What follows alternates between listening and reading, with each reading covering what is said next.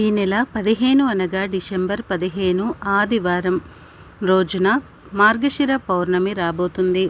పౌర్ణమి అనే పేరు ఈరోజే దత్త జయంతిని కూడా జరుపుకుంటూ ఉంటారు. ఈ పౌర్ణమి ఆదివారంతో కలిసి రావటం చాలా అరుదు, చాలా విశేషంగా కూడా చెబుతారు. ఇలా 58 సంవత్సరాలకు ముందు వచ్చిందని, మళ్ళీ ఇప్పుడు వస్తుందని జ్యోతిష్యులు చెబుతున్నారు. అయితే ఎంతో శక్తివంతమైన ఈ పౌర్ణమి రోజున బియ్యం డబ్బాలో ఇదొక్కటి వేయండి. అంతే, ఇక మీ జన్మ ధన్యమైపోతుంది. మీకు తరతరాలకు తరగని సంపద వస్తుంది. ధనానికి కానీ ధాన్యానికి కానీ అసలు లోటు అనేదే ఉండదు. మీ జీవితం అద్భుతంగా మారిపోతుంది.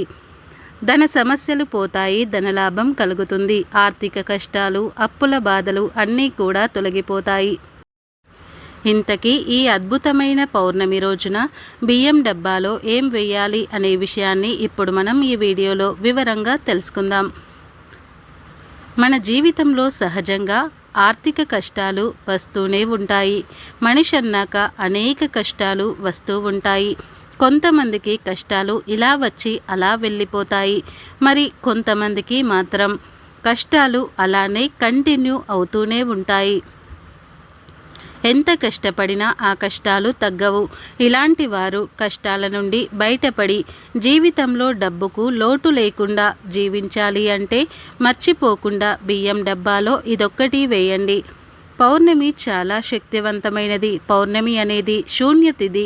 ఎవరైతే మానసిక సమస్యలతో బాధపడుతూ ఉన్నారో వారు ఈ పౌర్ణమి రోజున ఒక గ్లాసులో పాలు పోసి ఆ పాలలో కొంచెం బెల్లం కలిపి ఆ పాలను చంద్రుని వెలుగులో ఉంచాలి. ఎవరైతే మానసిక సమస్యలతో బాధపడుతుంటారో వారు కూడా కాసేపు పౌర్ణమి చంద్రుని వెలుగులో కూర్చోవాలి. ఇలా ఒక అరగంట సేపు బెల్లం కలిపిన పాలను చంద్రుని వెలుగులో ఉంచి, అంటే డాబా పైన కానీ ఇంటి ముందు ఆరు బయట కానీ ఎక్కడైనా చంద్రుని కిరణాలు చంద్రుని వెలుగు ఉంటుందో అక్కడ బెల్లం కలిపిన పాలను ఉంచి ఆ తర్వాత ఎవరైతే మానసిక సమస్యలతో బాధపడుతున్నవారు వారితో ఈ పాలను తాగించాలి. ఇలా చేయటం వలన మానసిక రుగ్మతలు తొలగిపోతాయి. మనసుకు చాలా ఉల్లాసంగా ఉంటుంది. మనుషులు యాక్టివ్గా మారిపోతారు. కనుక మానసిక రుగ్మతలు ఉన్నవారు తప్పకుండా ఈ పరిహారం చేసుకోండి. చాలా చక్కటి ఫలితాలు వస్తాయి. ఇక పౌర్ణమి రోజు ఉదయం మరియు సాయంత్రం ఇంట్లోని ఆడవారు తప్పనిసరిగా దీపారాధన చేయాలి. అలా దీపారాధన చేసేటప్పుడు వెలుగుతున్న దీపంలో చిటికెడు గంధం పొడిని వేస్తే చాలా మంచిది. ఇలా ఈరోజు గంధం పొడి వేసి దీపారాధన చేస్తే లక్ష్మీదేవి అనుగ్రహం కలుగుతుంది. భార్యాభర్తల మధ్య ఎటువంటి గొడవలు రాకుండా ఉంటాయి. అన్యోన్యత పెరుగుతుంది. ఇంటికి చాలా మంచిది. కనుక ఈ పౌర్ణమి రోజు అందరూ ఉదయం మరియు సాయంత్రం చిటికెడు గంధం పొడి వేసి దీపారాధన చేయండి. ఈ పౌర్ణమి రోజు ఎవరైతే ఈ బియ్యం డబ్బాలో ఇదొక్కటి వేస్తారో అలాంటి వారి ఇంట్లో ఖచ్చితంగా లక్ష్మీదేవి తిష్ట వేసుకుని కూర్చుంటుంది అని శాస్త్రాలు చెబుతున్నాయి. బియ్యం అనేవి ప్రతి ఒక్కరి ఇంట్లో తప్పనిసరిగా ఉంటాయి. బియ్యం లేకుండా మనుగడ సాగదు. ఎన్ని కోట్లు సంపాదించినా, ఎన్ని లక్షలు సంపాదించినా, ధనవంతులైనా సరే, కటిక పేదవాడు అయినా సరే తినేది బియ్యాన్ని తప్ప వెండిని, బంగారాన్ని, డబ్బును తినలేరు. అలా అని ధనానికి, బంగారానికి, వెండికి విలువ లేదని కాదు. మానవ జీవితంలో ధనం అనేది చాలా ముఖ్యమైనది. చాలా ముఖ్యమైన పాత్రను పోషిస్తుంది. అందుకే ప్రతి ఒక్కరూ ధనం వెనుక పరుగులు తీస్తున్నారు.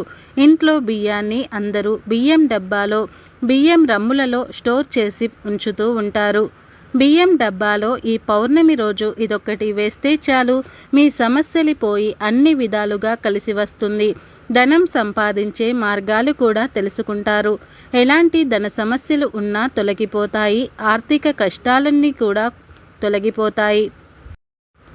అప్పుల బాధలన్నీ పోతాయి. బియ్యం అనేవి తరిగిపోకుండా ఇంట్లో ధన ధాన్యాలకు లోటు లేకుండా ఉంటుంది. ఏమీ లేదు, ఈ శక్తివంతమైన పౌర్ణమి రోజున సాయంత్రం చీకటి పడిన తర్వాత చక్కగా ఈ మూటను బియ్యం డబ్బాలో వేసుకోండి. బియ్యం రమ్ము ఎప్పుడూ కూడా పూర్తిగా ఖాళీ చేయకూడదు. ఖాళీ అయ్యే వరకు అలా ఉంచకూడదు. కొంచెం బియ్యం ఉండగానే ముందే బియ్యం బస్తా తెచ్చుకొని ఇంట్లో పెట్టుకోవాలి. అలా బియ్యం ఖాళీ అవ్వకుండా చూసుకుంటే లక్ష్మీదేవి అనుగ్రహం అందరికీ ఉంటుంది. అలాగే బియ్యం డబ్బాలో బియ్యం ఎప్పుడూ కూడా పురుగు పట్టకుండా ఉండేలాగా చూసుకోవాలి. కొంతమంది చేతితో బియ్యాన్ని రమ్ములో వేస్తే ఆ బియ్యానికి ఈజీగా పురుగు పట్టేస్తూ ఉంటుంది. అలా పురుగు పట్టకుండా ఉండాలంటే బియ్యం డబ్బాలో కొన్ని వేప ఆకులను అంటే ఒక గుప్పెడు వేప ఆకులను బియ్యం డబ్బాలో వేయండి. అలా వేయటం వలన బియ్యానికి పురుగు పట్టకుండా ఉంటుంది. ఇక ఎవరైతే ఆర్థిక సమస్యలతో బాధపడుతూ ఉన్నారో వారు చక్కగా ఈ పౌర్ణమి రోజున ఒక క్లాత్ను తీసుకోండి. పసుపు రంగు, ఎరుపు రంగు, తెలుపు రంగు ఈ 3 రంగుల్లో ఏ రంగులో ఉండే క్లాత్ అయినా సరే తీసుకోవచ్చు. ఇలా తీసుకుని ఆ క్లాత్లో ముందుగా 5 తులసి ఆకులను వేయండి. ఎందుకంటే తులసి ఆకులు దరిద్రాన్ని పోగొడతాయి. తులసి ఆకులకు ధనాన్ని ఆకర్షించే శక్తి ఉంది. పైగా తులసి ఆకులో లక్ష్మీదేవి స్వరూపం కనుక 5 తులసి ఆకులను వేయండి. తర్వాత ఈ వస్త్రంలో 2 లక్ష్మీ గవ్వలు కూడా వేయండి. ఎందుకంటే లక్ష్మీ గవ్వలు అంటే లక్ష్మీదేవికి చాలా ఇష్టం. లక్ష్మీ గవ్వలతో అమ్మవారి అనుగ్రహాన్ని సులభంగా పొందవచ్చు. కనుక 2 లక్ష్మీ గవ్వలను క్లాత్లో వేయండి. మీ దగ్గర లక్ష్మీ గవ్వలు లేకపోతే 2 గోమతి చక్రాలను కానీ 2 గురువింద గింజలను కానీ వేయండి. అవి కూడా లేవు అనుకునేవారు 2 పసుపు కొమ్ములను వేయండి. ఆ తర్వాత 11 రూపాయల నాణాలను ఆ వస్త్రంలో వేసి వీటన్నింటినీ కూడా ఒక చిన్న మూటలాగా కట్టండి. తరువాత ఈ మూటను లక్ష్మీదేవి ఫోటో ముందు పెట్టి ధూపం చూపించి ఆ తర్వాత తీసుకుని వెళ్ళి బియ్యం రమ్ములో పెట్టండి. అంటే బియ్యం డబ్బాలో లోపలికి పాతినట్టుగా పాతియాలి. ఇలా పెట్టడం వల్ల ధనానికి ధాన్యానికి లోటు రాకుండా ఉంటుంది. ఆర్థిక సమస్యలు పోతాయి. ధనలాభం కలుగుతుంది. విపరీతంగా ధనం వస్తుంది. లక్ష్మీదేవి అనుగ్రహం లభిస్తుంది. మీకు తిరుగు అనేదే ఉండదు. కనుక అందరూ కూడా ఈ శక్తివంతమైన పౌర్ణమి రోజు ఈ పరిహారాన్ని చేయండి. కానీ ఈ పరిహారం చేసేవారు ఈరోజు ఒక నియమాన్ని పాటించాలి. అది ఏమిటి అంటే నాన్ వెజ్ తినకూడదు. గుడ్డు, మాంసము ఇలా ఏ విధమైన నీచు పదార్థం తినకుండా ఈ పరిహారం చేయాలి. బియ్యం డబ్బాలో పెట్టిన ఈ మూటను 6 నెలల తర్వాత తీసేసి ఏదైనా గుడి ప్రాంగణంలో వదిలేయాలి. ఇక వేరే చోట పడేయకూడదు. ఈ చిన్న పరిహారం చాలు, అద్భుతాలు జరుగుతాయి. కనుక మీరు కూడా ఈ పవిత్రమైన పౌర్ణమి రోజున బియ్యం డబ్బాలో దీనిని వేసి శుభ ఫలితాలను పొంది ధనానికి ధాన్యానికి లోటు లేకుండా ఆనందంగా జీవించండి. పాపపుణ్యాల ఫలితాలే స్వర్గ నరకాల ప్రవేశాలకు కారణం అవుతుంటాయి. ఎవరు ఆలయానికి వెళ్ళినా పూజా మందిరం దగ్గర కూర్చొని భగవంతుణ్ణి ఆరాధించిన పుణ్య ఫలాలను ప్రసాదించమని కోరుకుంటూ ఉంటారు.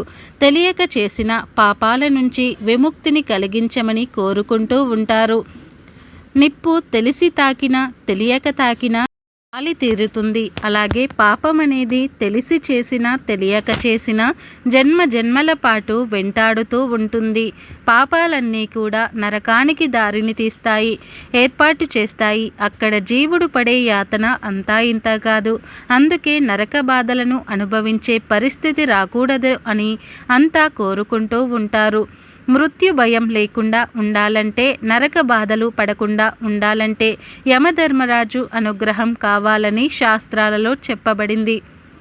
అందరి ప్రార్థనను ఆయన ఆలకించి అనుగ్రహించే రోజుగా మార్గశిర పౌర్ణమి చెప్పబడుతుంది. దీనిని కోరల పౌర్ణమిగా పిలుస్తూ ఉంటారు. ఈ పున్నమి యమధర్మరాజుకు ఎంతో ప్రీతికరమైనది. ఈ రోజున ఆయనను పూజించడం వల్ల శాంతించి అనుగ్రహిస్తాడని అంటారు. యమధర్మరాజు అనుగ్రహం ఉంటే నరక బాధలు తగ్గుతాయి. నరక బాధల నుంచి తప్పించే పౌర్ణమి కావటం వలన దీనిని నరక పౌర్ణమిగా కూడా భావిస్తూ ఉంటారు. కార్తీక పౌర్ణమి నుండి మార్గశిర పౌర్ణమి వరకు యమధర్మరాజు కోరలు తెరుచుకొని ఉంటాడు. ఈ రోజుల్ని మార్గశిర పౌర్ణమితో అనేక రకమైన వ్యాధులు, అనారోగ్య సమస్యలు తొలగుతాయి. కనుక కృతజ్ఞతా పూర్వకంగా ఈరోజు యమధర్మరాజును ఆరాధిస్తారు. ఇక కోరల పౌర్ణమి రోజున కుడుములు చేసి వాటిని ఊరి కుక్కలకు వేయటం కొన్ని ప్రాంతాలలో కనిపిస్తుంది. శునకం కాలభైరవుడి వాహనంగా చెప్పబడుతుంది కాబట్టి ఈ విధంగా చేయటం వలన ఆ స్వామి యొక్క అనుగ్రహం కూడా లభిస్తుందని అంటారు. దంత సంబంధమైన దోషాలు వ్యాధులు రాకుండా ఉంటాయని విశ్వసిస్తూ ఉంటారు. అంతేకాదు ఈరోజు కోరల అమ్మవారిని పూజిస్తారు కనుక కోరల పౌర్ణమి అని పేరు వచ్చింది. కోరల అమ్మవారు సాక్షాత్తు చిత్రగుప్తుడి సోదరి. మార్గశిర పౌర్ణమి రోజున చిత్రగుప్తుడు తన చెల్లెలి ఇంటికి వస్తాడు. అన్నయ్య చిత్రగుప్తుడు ఇంటికి రావటంతో చెల్లెలు కోరల ఆనందంతో ఘనమైన విందును ఏర్పాటు చేస్తుంది. చిత్రగుప్తుడు చెల్లెల్ని ఆశీర్వదిస్తూ మార్గశిర పౌర్ణమి రోజు ఎవరైతే కోరలను పూజిస్తారో వారికి నరక బాధలు అపమృత్యు భయము ఉండదని వరం ఇస్తాడు. చిత్రగుప్తుడిపై గల అభిమానంతో ఆయన మాట నెరవేరేలాగా తాను కూడా సహకరిస్తానని యమధర్మరాజు సమర్థిస్తాడు. అప్పటి నుంచి మార్గశిర పౌర్ణమి రోజును కోరల అమ్మను పూజించడం ప్రారంభమయ్యింది. ఈరోజు కోరలమ్మ మినపట్టును నైవేద్యంగా సమర్పించాలి. మార్గశిర పౌర్ణమి రోజు కోరలమ్మని పూజిస్తే ఆమె అనుగ్రహం కలిగి నరక బాధలు అపమృత్యు భయాలు తొలగిపోతాయి. ఇలా కోరల పౌర్ణమి ఎంతో ప్రత్యేకతను సంతరించుకొని కనిపిస్తుంది. ఈ పౌర్ణమి రోజే దత్త జయంతిని జరుపుకుంటూ ఉంటారు. హిందూ పురాణాల ప్రకారం శ్రీ మహావిష్ణువు అవతారాలలో దత్తావతారం 6వ అవతారం. ఈ దత్త రూపం అసామాన్యమైనది. త్రిమూర్తులు లక్షణాలు త్రిమూర్తుల తత్వాలు మూర్తిభవించి ఉద్భవించినదే దత్తావతారం అని చెప్తూ ఉంటారు.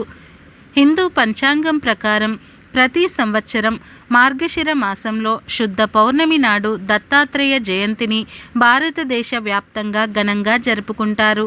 ఈ దత్తాత్రేయుణ్ణి శివుడు బ్రహ్మ మహేశ్వరుని అవతారంగా భావిస్తూ ఉంటారు. ప్రతి సంవత్సరం ఆయన జన్మదినం సందర్భంగా భక్తులు ఆయన ఆశీర్వాదం పొందేందుకు దత్తుని ఆరాధిస్తూ ఉంటారు. పురాణాల ప్రకారం మార్గశిర పౌర్ణమి నాడు అనసూయ దంపతులకు త్రిమూర్తుల వరం యొక్క ప్రభావం వల్ల దత్తుడు జన్మించాడు. దత్తం అంటే ఇచ్చినవారు అని అర్థం. అత్రి కుమారుడు కావటంతో దత్తాత్రేయుడు అయ్యాడు. ఈరోజు పవిత్రమైన నదులలో స్నానం చేసి దత్తాత్రేయుడిని పూజిస్తే మంచి ఆయురారోగ్యము లభిస్తుందని భక్తుల నమ్మకం. అలాగే పేదలకు దానం చేస్తే ఖచ్చితంగా శుభ ఫలితాలు వస్తాయని పండితులు చెబుతూ ఉంటారు. దత్త జయంతిని మధ్యాహ్నం వేళ కాకుండా పౌర్ణిమ రాత్రి జరుపుకోవటం మంచిదని పెద్దల వాక్కు. పౌర్ణమి రోజు దత్తుని పాలతో అభిషేకించి మనసులోని కోరికలను ఆయనకు తెలియజేస్తే విజయములు చేకూరుతాయని, దత్తాత్రేయ స్వామిని పూజిస్తే భూత ప్రేత పిశాచాలు బాధించవు, గురుగ్రహ దోషాలు తొలగిపోతాయి. దత్తాత్రేయ స్వామిని పూజిస్తే విద్యార్థులకు స్వామి అనుగ్రహంతో చదువు బాగా వస్తుంది. మేడు చెట్టు మొదట్లో ఉండడానికి దత్తుడు ఇష్టపడతాడు. ఆ మేడు చెట్టును మనము పూజాభావంతో చూస్తాము. మేడి దత్తునికి ప్రియమైన చెట్టు. దీని ఆకులు, కాండం, పండ్లు, దాని నుంచి వచ్చే గాలి అవన్నీ కూడా ఔషధప్రాయమే. జీవులకు ఏది కావాలి, ఏది ఔషంబర వృక్షం అందిస్తున్నట్లు ఎవరికి ఏది అవసరమో దానిని అనుగ్రహిస్తాడు దత్తాత్రేయుడు. అట్టి చెట్టు కింద కూర్చొని శ్రీ దత్తాత్రేయుని మంత్రజపం పఠిస్తే ఈ కలియుగంలో నామస్మరణ మంత్రాన్ని తరించగల అవకాశం మానవ జాతికి ఉన్నది కనుక ఈరోజు మేడు చెట్టును తాకిన, మేడు చెట్టుకు నమస్కారం చేసుకున్న దరిద్రం పోయి జ్ఞానం అనేది సంపద కలుగుతుంది.